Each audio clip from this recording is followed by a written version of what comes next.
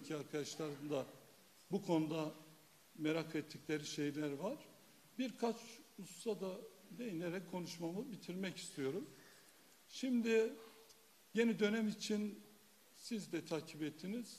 Yerellerde çok geniş toplantılar yaptık. Bir önceki dönemin eksiklerini, yetmezliklerini ortaya çıkararak onun üzerinden bir hat, bir yol kendimize belirledik. Bu yapmış olduğumuz binlerce toplantıda aslında halkımız yerel seçimler içinde, yerel yönetimler seçimleri içinde bizlere çok önemli değerlendirmeler ve öneriler sundular. Orada ortaya çıkan sonuçlar aynı zamanda bizim önümüzdeki dönem yol haritamızı da netleştirecek dedik. Şimdi yerellerde halk biz sürekli kaybettiren konumda olmamalıyız.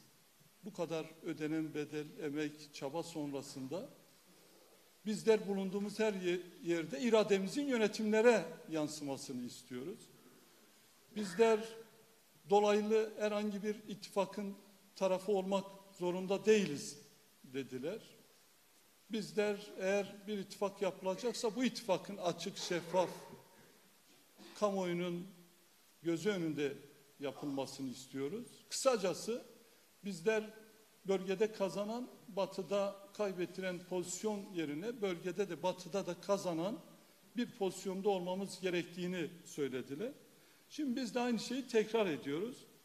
Önümüzdeki dönem en başta kayyum atanan belediyeleri özgürleştireceğiz. Yine AKP'nin kötü yönetiminden kaynaklı yönetmiş olduğu bölgedeki belediyeleri alacağız. Birinci ve ikinci geldiğimiz bütün kentlerde kendi adaylarımızı çıkaracağız. Yereldeki en geniş konsensusla, en kapsayıcı eş başkan adaylarıyla, belediye meclisiyle, il genel meclisiyle birlikte. Batı'da da huzurlarınızda kamuoyuyla paylaşmak istiyorum. İttifaklara açık olduğumuzu buradan belirtmek istiyorum. İttifak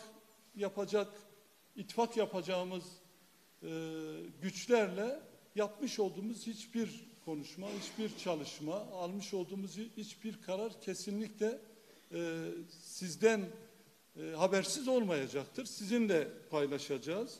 Önümüzdeki dönem hem Kürdistan'da hem Batı'da halkımızın yoğun olarak, halklarımızın yoğun olarak bulunduğu kentlerde halklarımızın iradesinin yönetimlere yansıması için ittifaklara da hazır olduğumuzu belirtmek istiyoruz.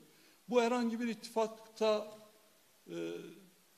yani kesin olarak yer alacağımız anlamına gelmemeli. Halkımızın işine gelmeyen, halklarımızın, emekçilerin işine gelmeyen eğer ittifaklar bize dayatılırsa biz seçeneksiz değiliz. En iyi, en güçlü adaylarımızla üçüncü yol siyasetimizi yerel seçimlerde hayata geçirebilecek hazırlıklarımızı da aynı zamanda tamamlamış bulunmaktayız.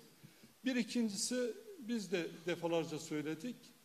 Biz yeni dönemde seçilecek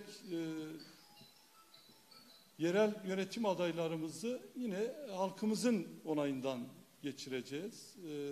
Bu sandık kurma olur, işte belirlenen delegelerin işte oy kullanmasıyla olur.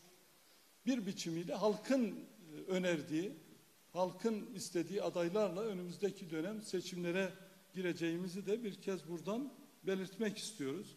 Değerli arkadaşlar, yani kentler bizim, halk bizim, bedel ödeyen biz, ezilen biz, bu kayyum ve faşizan zihniyetin cemeresini en çok çeken bizleriz.